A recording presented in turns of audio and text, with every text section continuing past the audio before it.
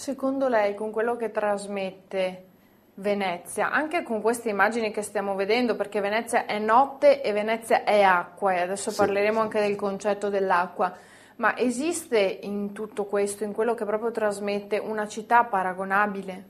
Ma io non sono stato purtroppo un grande viaggiatore, ma da quello che ho visto penso che non ce ne siano altre, che l'emozione che Venezia trasmette sia proprio unica in questo, questi giochi di riflessi, questi contrasti fortissimi, luci, ombre, spiragli di luce che si aprono di notte, magari sembra tutto buio, no, si vede in fondo una luce, una caletta e la curiosità di andare a vedere cos'è, magari una corte sconta, una porta socchiusa.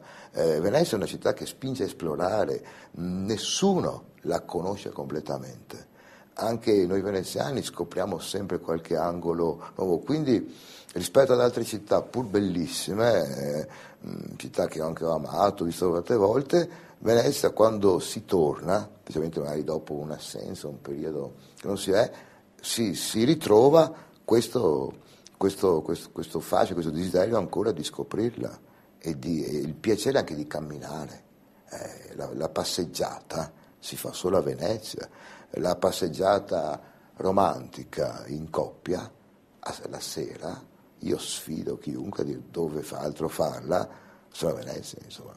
Tanto è vero che ci sono anche turisti non di bocca troppo buona, vengono qui a sposarsi. Il viaggio di nozze a Venezia era come quello in Costa Amalfitana, peraltro martoriata anche quella. Ecco, dicevamo l'acqua, che Venezia è acqua alta perché Certo, c'è da dire anche questo, però altro... l'acqua come elemento che la compone. Sì, e l'acqua è fondamentale, oltretutto bisognerebbe andare anche un po' di più in laguna. Venezia è la città, ma c'è tutta la laguna intorno e anche quello è un luogo di scoperta perché lì, ma intanto anche come ambiente naturale è assolutamente unico e per chi scrive, ecco, i momenti di ispirazione che dà l'acqua e tutta la realtà legata all'acqua, che è una realtà poi di vita. Speriamo che questa vita, che questo ecosistema unico peraltro rimanga malgrado il Mose, per esempio. Tanto per... Io più volte ho scritto da elementi della laguna e volevo allora leggere una poesia ancora in dialetto sui peocci.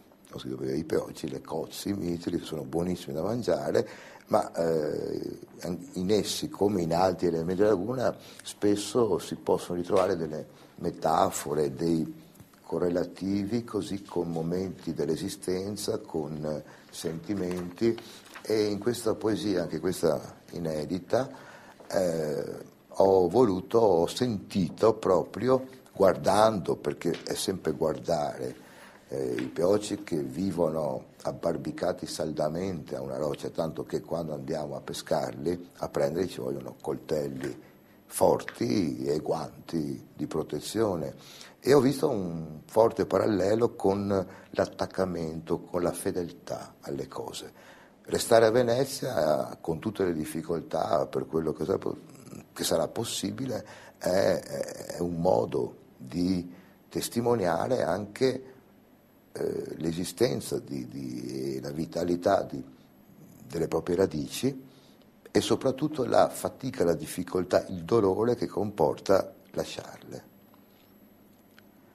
E fussimo buoni anche a noi altri de far come fa il paguro, che se strassina drio un buso de cappa, dove il sessera un tocco ransignai coverto ne a sua armadura, e poi a moe.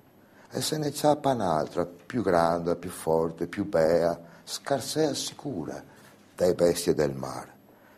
Noi altri no, noi altri non siamo buoni de moar così quel buso che avevamo su una vita intera a tirar su, che massa ben che voemo, schiavi de una fedeltà d'amone, a sto tocco de piera che se desfarà, a quattro strasse de carte che poi marsirà. Femo come i peocci noi altri, i peocci insensai, taccai duri a una piera spusata da anni de schiaffi del mar che a rose cappian, aspettare a man che da sta crosta così martoriata, senza di niente, e ne cavarà.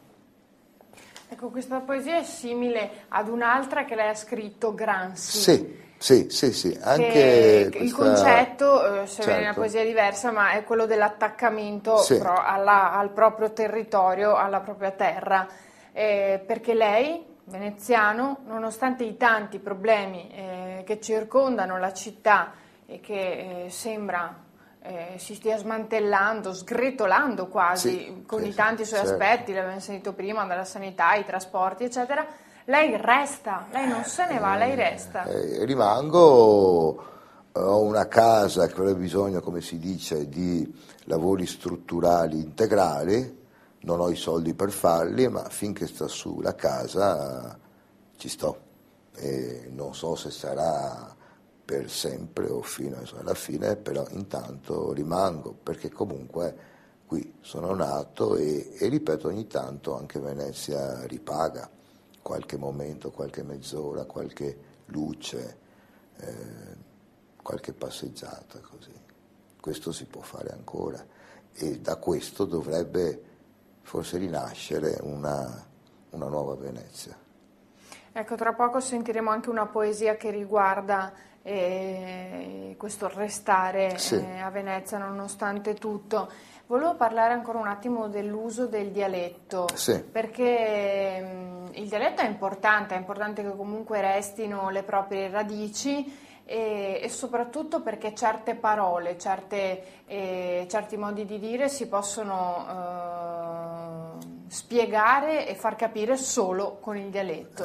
Sono assolutamente intraducibili e questo allora serve come strumento, quando in italiano non esiste una parola corrispondente o una parola che abbia quel suono. Il dialetto veneziano riesce a essere, è molto ricco perché riesce a essere molto dolce ma anche molto duro, quindi quando trovo quell'espressione, quel suono, lo uso. E anche il suono di una parola, in poesia specialmente, è parte integrante del significato, è significato esso stesso, valore semantico e valore fonico non sono separati, costituiscono un tutt'uno. E proprio anche dalla sera, dalla notte, così, da vari elementi, così, diciamo, anche se non è bello, tipicamente veneziani, io avevo scritto, sempre da questa raccolta, ad un casello impreciso, una poesia in dialetto ancora, cioè Omeni. Siamo fatti de carne e de sangue, de suor, de fadiga e stanchezza, de lagrime, de voglia de amor, nella sua carezza. Siamo fatti de sogni sbregai, de cari visi andai via, dei giorni buttai, dei ricordi col tempo sempre un fiato sfogai. Ne suppie in bocca il caigo de prima mattina, de notte ne varda e aiuna, rifare i passi segnai da striche de ciaro che manda i fanai. Tante domande ne rodo in testa, risposte nessuna. Doppie ne tien fermi, taccai a sta terra, ma con gli occhi andemo nel cielo a spiar de sera coranalti i cocai. Lei prima ha nominato anche un grande poeta veneto, Zanzotto. Sì. Lo conosceva? Non ho avuto la fortuna, come altri miei amici, di conoscerlo personalmente. L'ho sempre letto, seguito e amato molto, malgrado non fosse poesia un poeta facile, ma come tutti i grandi poeti, alcune poesie avevano una capacità comunicativa fortissima. Poi era una persona, per quello che ho visto, di una semplicità, anche il suo vivere isolato a Pieve di Soligo, è stato tutto fuorché un divo. Adesso se ne parlerà a lungo, ma è stato per molti anni iniziali, mi ricordo quando ero all'università, e parliamo insomma di 25 anni fa, chiedere una tesi di laurea su Zanzotto era già un'operazione assolutamente pericolosa anche alla Guardia. Ecco, è uno di quei modelli di intellettuali italiani, ma penso anche a personalità come Pasolini, come Calvino, Fortini, Sciascia, che non ci sono più, e quello che è più triste e pericoloso è che non ne vedo di nuovi. Non è facile essere poeta, soprattutto al giorno d'oggi. No, in Italia poi men che meno non si guadagna assolutamente una lira, anzi sempre, si fa perché si sente il bisogno di farlo, semplicemente. Anche i grandi poeti, su un piano strettamente così di lavoro, non sono vissuti di poesia, pochissimi riescono. L'editoria italiana non investe nella poesia. Nei paesi anglosassoni, in Inghilterra, negli Stati Uniti, la situazione è abbastanza diversa. In Spagna, anche in Spagna si tengono festival negli stadi di letture di poesie. Qui quando riusciamo a fare una lettura con 50 persone è già un successo, ma questo comunque anzi, così c'è una spinta sempre di più perché la prossima volta magari siano 60, anche se devo dire onestamente che in questi ultimi tempi, forse per effetto anche della crisi o della stanchezza, si vede che certi valori materiali poi sono abbastanza vuoti o non bastano a riempire un vuoto. C'è una domanda di poesia, una presenza anche di persone a letture, a presentazioni, in librerie, insomma, la gente sta cercando qualcosa. Avute i viaggi, la macchina, i vestiti, così rimane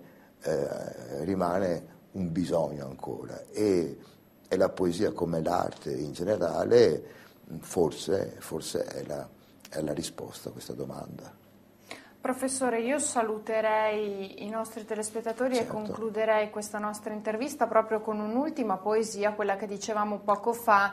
Io sono rimasto a queste calli, una poesia in italiano, adesso abbiamo, in cui lei spiega perché un veneziano resta a Venezia e non decide di andarsene nonostante le tante difficoltà che incontra quotidianamente. La ringrazio per essere stato in nostra compagnia, saluto i nostri telespettatori e li lasciamo a Io sono rimasto a queste calli. Io ringrazio voi della grande e cortese disponibilità e ringrazio gli ascoltatori per la pazienza e per l'attenzione.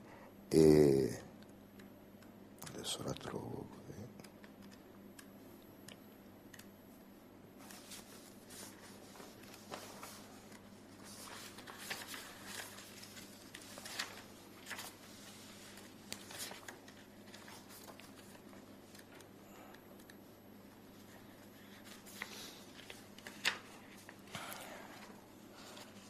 Gli altri sono andati, hanno fatto figli, un po' per amore, un po' perché si fanno. Qualcuno è caduto nell'orrore delle pistole giustiziere, degli aghi nelle vene. Di tanti oggi ricordo appena il nome. E il cielo si chiude, si fa nero, il breve gioco delle nuvole in viaggio adesso stringe in gola. Io sono rimasto a quest'acqua verdastra di laguna, ai suoi giochi eterni di riflessi che dissolvono palazzi in un brusio di coriandoli impazziti. Sono rimasto a questi muri scrostati da un'aria di sale che giorno per giorno li sfarina, a queste calli che so a memoria e ripetono i miei passi su se stessi, nell'assurdo girotondo che per Celia noi diciamo storia. Con un fragore muto, d'anni senza volto alle mie spalle, e in fondo la sirena spalancata nel fumo di Marghera, continuare. È questa dunque la nostra pena.